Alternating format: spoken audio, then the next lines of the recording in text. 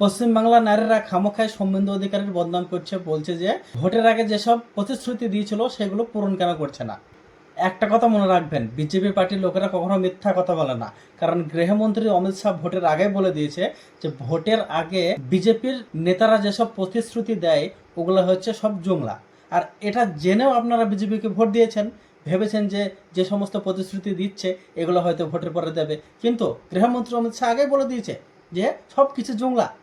তারপরেও আপনারা বিশ্বাস করে ভোট দিয়েছেন, তো সেটা তো আপনাদের দোষ, কারণ ওরা তো মিথ্যা কথা বলে না, ওরা ভোটের আগে বলে দিয়েছে সব জুমলা। তারপর আপনারা ভরসা করেছেন কেন? দোষ তো আপনাদের।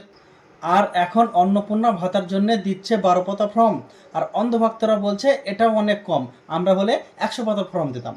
তো ভাতা দেবে কি না দেবে এখন গ্যারান্টি নাই, তবে দিলেও দিতে পারে আবার না দিতেও পারে, কারণ ওতে তো সবই জুমলা। আর হ্যাঁ, নেতা মন্ত্রীর নামে বদনাম করা বন্ধ করুন, কারণ আপনারা জুমলা জেনেও ভোট দিয়েছেন। এবার বুঝেন ঠেলা।